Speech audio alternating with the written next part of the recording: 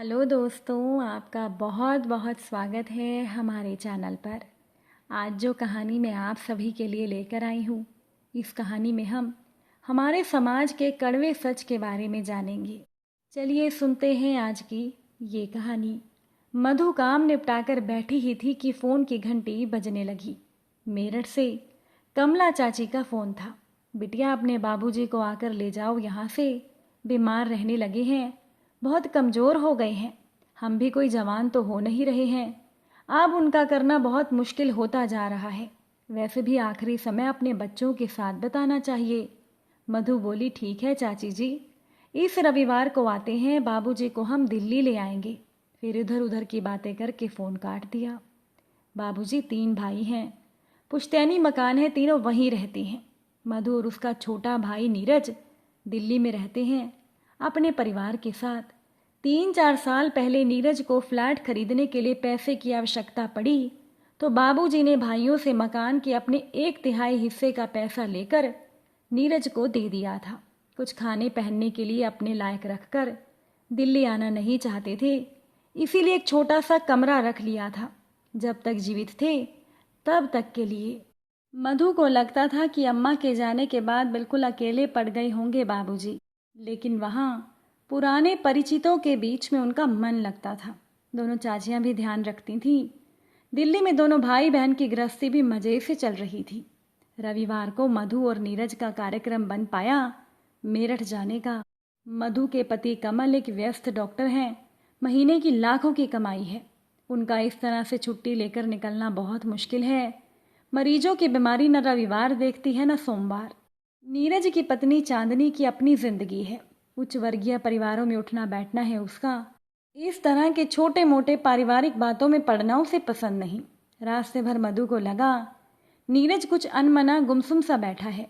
वह बोली, इतना परेशान मत हो, ऐसी कोई चिंता की बात नहीं है, उम्र हो रही है, थोड़े कमज़ोर हो गए हैं, ठीक हो जाएंगे।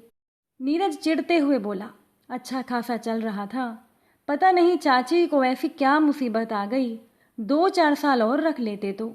अब तो मकानों के दाम आसमान छू रहे हैं, तब कितने कम पैसों में अपने नाम करवा लिया तीसरा हिस्सा। मधु शांत करने की मंशा से बोली, ठीक है ना, उस समय जितने भाव थे बाजार में उस हिसाब से दे दिए, और बाबूजी आखिरी समय अपने बच्चों के बीच में बताएंगे तो उन्हें अच्छा लगेगा। नीरज उत्तेजित हो गया, बोला, दीदी तेरे लिए तो ये सब कहना बहुत आसान है, 3 कमरों के फ्लैट में कहाँ रखूँगा उन्हें। चांदनी से किट किट रहेगी सो अलग, उसने तो साफ मना कर दिया है कि वह बाबूजी का कोई काम नहीं करेगी। वैसे तो दीदी लड़कियां हक मांगने तो बड़ी जल्दी खड़ी हो जाती हैं, काम करने के नाम पर क्यों पीछे हट जाती हैं। आजकल लड़कियों की शिक्षा और शादी के समय में अच्छा खासा खर्च हो जाता है। तू क्यों नहीं ले जाती बाबूजी को अपने घर, इतनी बड़ी कोठी है, जीजा जी की लाखों की कमाई है। मधु को नीरज का इस तरह से बोलना ठीक नहीं लगा। पैसे लेते हुए कैसे वादा कर रहा था बाबूजी से, आपको किसी भी वस्तु की आवश्यकता हो तो आप निसंकोच फ़ोन कर देना, मैं तुरंत लेकर आ जाऊंगा। बस इस समय हाथ थोड़ा तंग है। नाम मात्र पैसे छोड़े थे बाबूजी के पास, और फिर कभी फटका भी नहीं उनकी सुध लेने। मधु, तो चिंता मत कर, मैं ले जाऊंगी बाबूजी को अपने घर।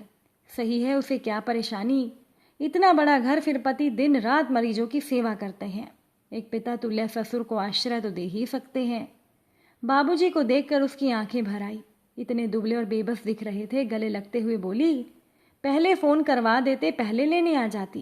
बाबूजी बोले, तुम्हारी अपनी ज़िंदगी है, क्या परेशान करता, वैसे भी दिल्ली में बिल्कुल तुम लोगों पर आश्रित हो जाऊंगा।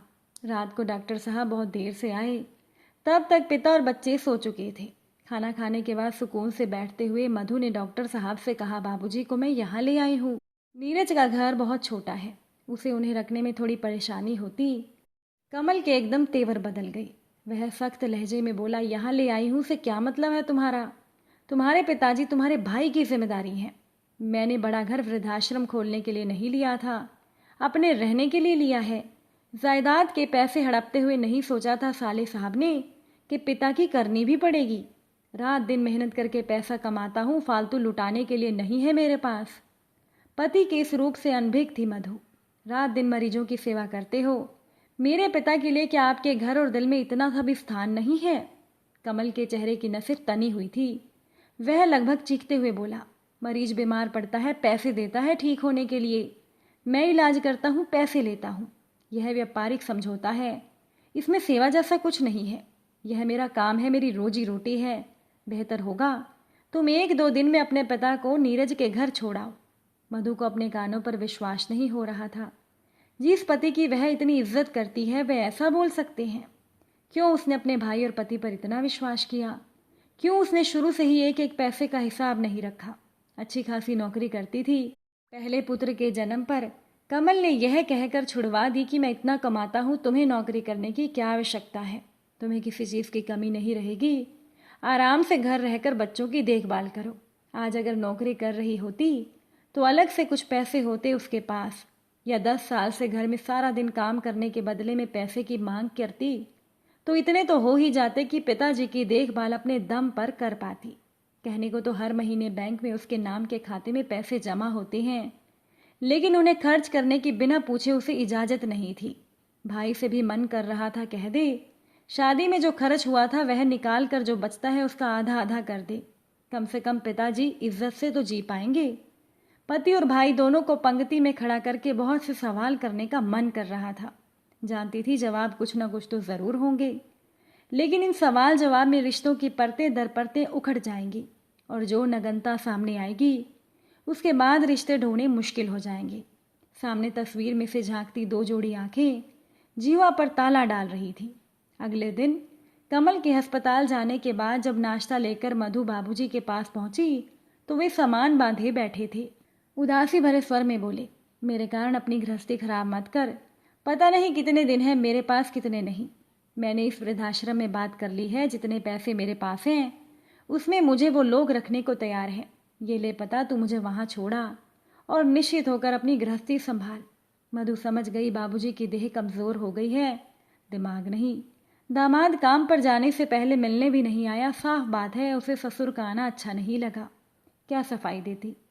चुपचाप टैक्सी बुलाकर उनके दिए पते पर उन्हें छोड़ने चल दी। नजरें नहीं मिला पा रही थी, ना कुछ बोलते बन रहा था। बाबूजी ने ही इसका हाथ पकड़ते हुए कहा, परेशान मत हो बिटिया, परिस्थितियों पर कब हमारा बस चलता है। मैं यहाँ अपने हम उम्र लोगों के बीच खुश रहूँगा। 3 दिन हो गए थे बाबूजी को वृद्धाश्रम छोड़कर आए हुए। मधु का ना किसी से बोलने का मन कर रहा था, ना कुछ खाने का। फ़ोन करके पूछने की हिम्मत भी नहीं हो रही थी कि वो कैसे हैं। इतनी गलानी हो रही थी किस मुंह से पूछे। वृद्धाश्रम से फ़ोन ही आ गया कि बाबूजी अब इस दुनिया में नहीं रहे। 10 बजे थे, बच्चे पिकनिक पर गए थे। 8-9 बजे तक आएंगे। कमल तो आते ही 10 बजे तक हैं। किसी की भी दिनचर्या पर कोई असर नहीं पड़ेगा। किसी को सूचना भी क्या देना। नीरज ऑफिस चला गया होगा, बेकार छुट्टी लेनी पड़ेगी। रास्ते भर अविरल अश्रुधारा बहती रही। कहना मुश्किल था, पिता के जाने के गम में या अपनी बेबसी पर आखिरी समय पर पिता के लिए कुछ नहीं कर पाई। 3 दिन, केवल 3 दिन। कमल ने उसके पिता को मान और आश्रय दे दिया होता तो वह हृदय से कमल को परमेश्वर मान लेती। वृद्धाश्रम के संचालक महोदय के साथ मिलकर उसने औपचारिकताएं पूर्ण की। वह बोल रहे थे इनके बहू बेटा और दामाद भी हैं रिकॉर्ड के हिसाब से, उनको भी सूचना दे देते तो अच्छा रहता। वह कुछ समझ चुकी थी, बोली, नहीं इनका कोई नहीं है, ना बहू ना बेटा और ना दामाद, बस एक बेटी है, वह भी नाम के लिए। संचालक महोदय अपनी ही धुन में बोल रहे थे, परिवार वालों को सांत्वना और बाबूजी की आत्मा को शांति मिले। मधु सोच रही थी, बाबूजी की आत्मा को शांति मिल ही गई होगी। जाने से पहले सबसे मोह भंग जो हो गया था, समझ गए होंगे कोई किसी का नहीं होता, फिर क्यों आत्मा शांत होगी। हाँ, परमात्मा उसको इतनी शक्ति दे कि किसी तरह वह बहन और पत्नी का रिश्ता निभा सके। अगर आज की ये कहानी आपके दिल को छू गई हो तो वीडियो को लाइक शेयर ज़रूर कीजिएगा। आज की ये कहानी सुनने के लिए आप सभी का बहुत बहुत धन्यवाद।